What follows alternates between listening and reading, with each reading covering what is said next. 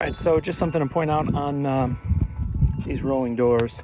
So I replaced these rollers. They were all busted up, like you probably have seen videos of already. And it fixed it, and about 2 or 3 years later, it started giving me trouble again.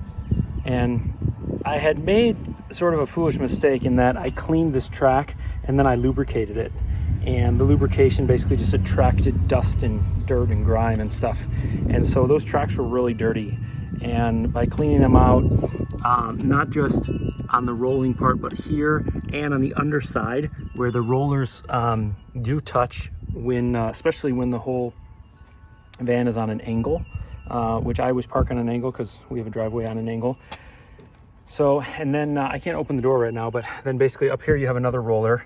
I took those 2 screws out and removed, and even though the roller was in good shape, it was quite stiff.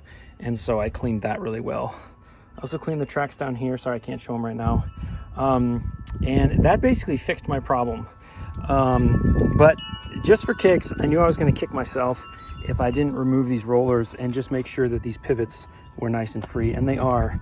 But I had looked up here in both directions and the rollers looked good. What I couldn't see is, and I don't know if you'll be able to see, but there's a flat spot right where my thumb is. There's a flat spot on that roller, and so it's no longer round. So I'm gonna replace these again.